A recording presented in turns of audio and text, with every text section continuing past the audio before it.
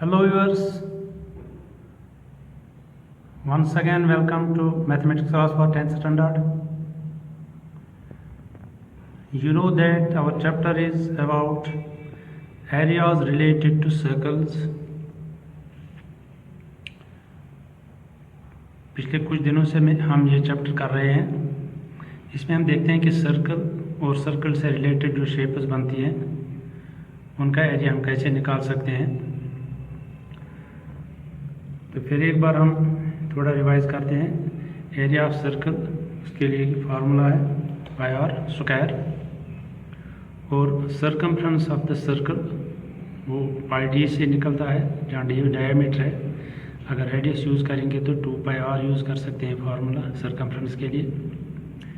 इसी तरह से area of sector of a circle with angle theta degrees, तो सेक्टर का area theta by 360 into pi R square formula से निकलता है, जहाँ पर थीटा जो है ये एंगल बनता है सेक्टर के सेंटर के ऊपर।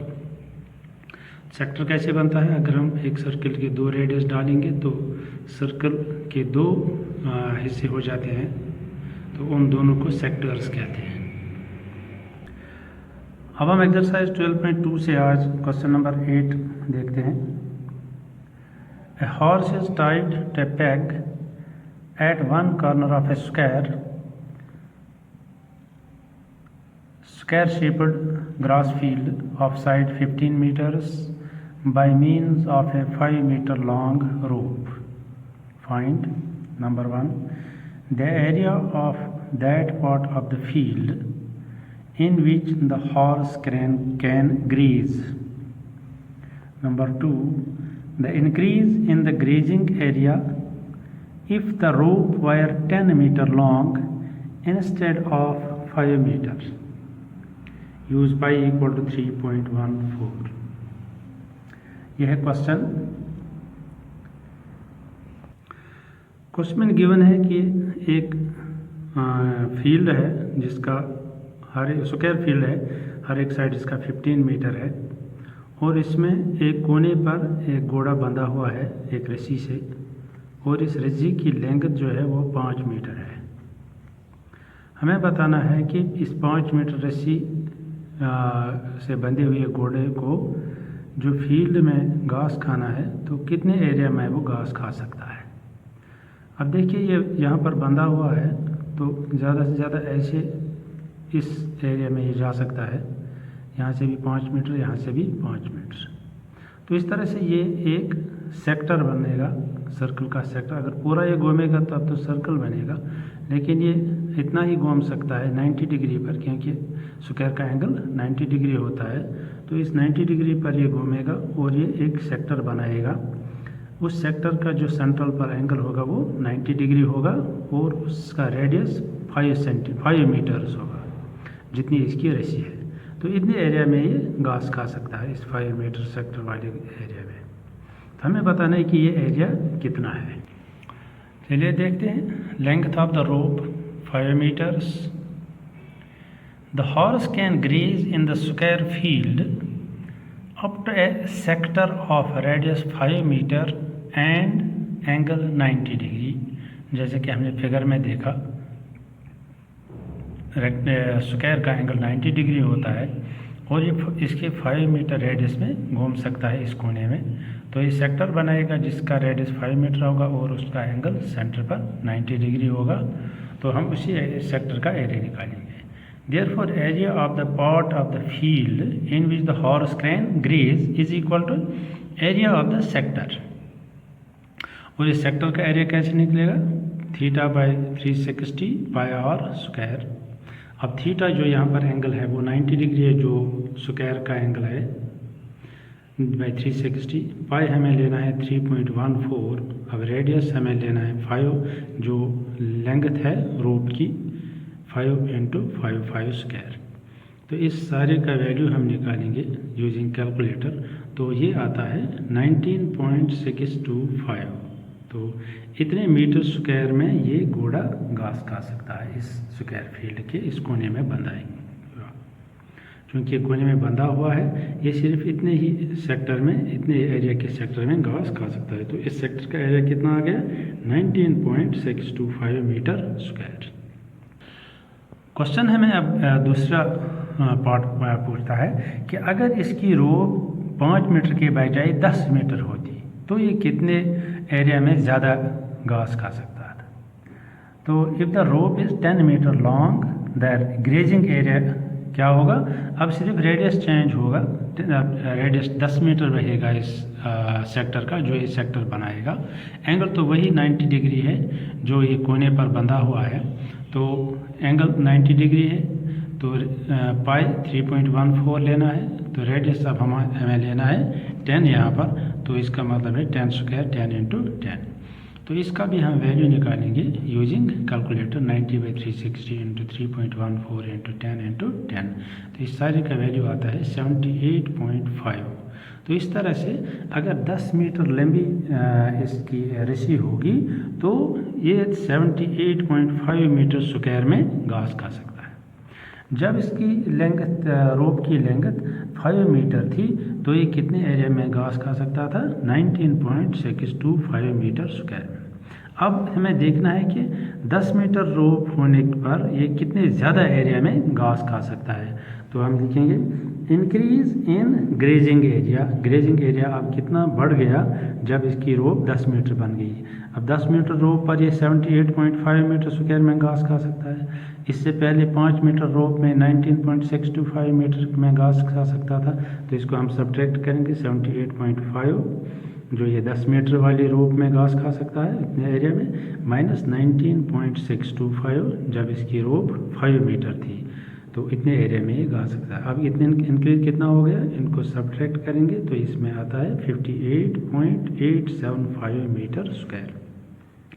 तो इस तरह से जब ये 5 मीटर वाली रस्सी इसको थी घोड़े को, तो ये 19.625 मीटर स्क्वायर में घास खा सकता था। तो जब अब 10 मीटर हमने इसकी रस्सी लगाई तो ये इतने 78.5 मीटर स्क्वायर में घास आ सकता है। तो इस तरह से कितना एरिया ज़्यादा हो गया अब रस्सी बढ़ाने से? 58.875 मीटर स्क्वायर। अब एक्सरसाइज 12.2 का क्वेश्चन नंबर 9 देखते हैं।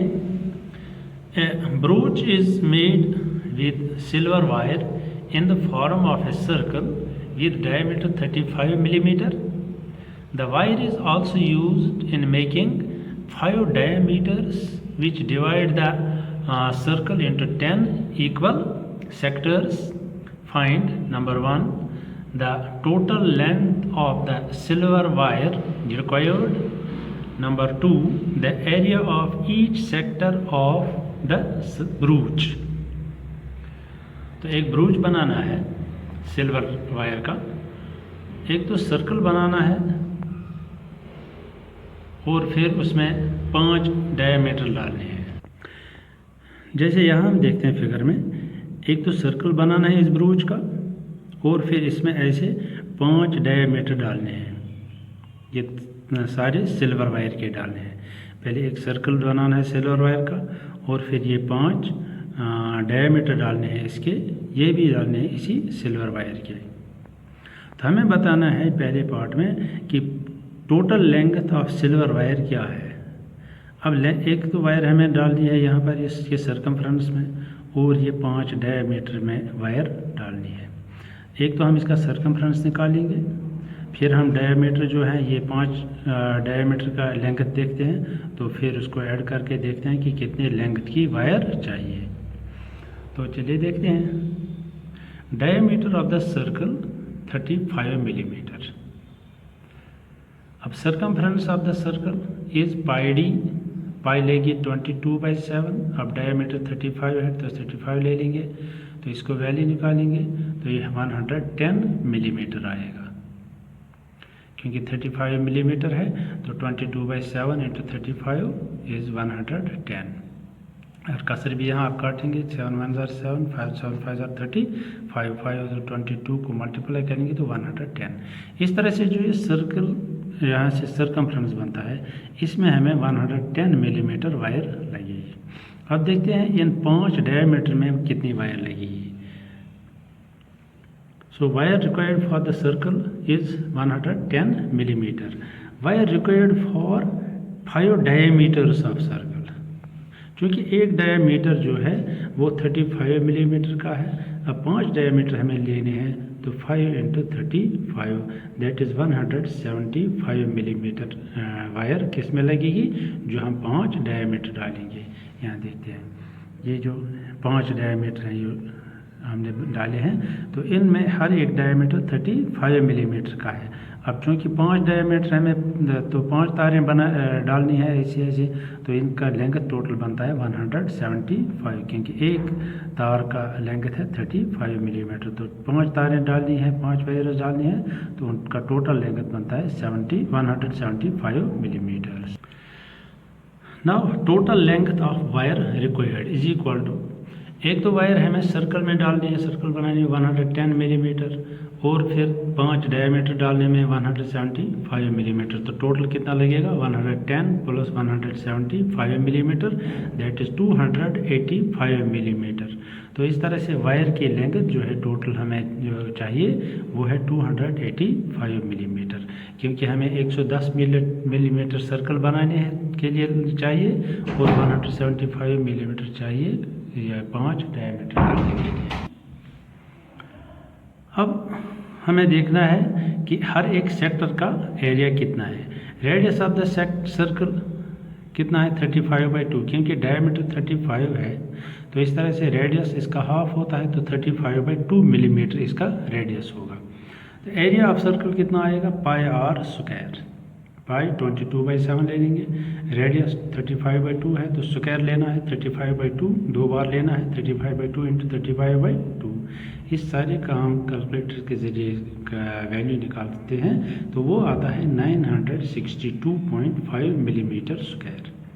तो इस तरह से पूरे सर्कल का जो एरिया है वो है 962.5 मिलीमीटर स्क्वायर। अब एक्चुअली हमें एक सेक्टर का एरिया निकालना है, जो ये हर एक सेक्टर है, इसमें 10 सेक्टर बनते हैं, हमें एक सेक्टर का एरिया निकालना है। क्योंकि सारे के सारे सेक्टर ये बराबर हैं, जैसे क्वेश्चन में बताया गया है 10 इक्वल सेक्टर्स।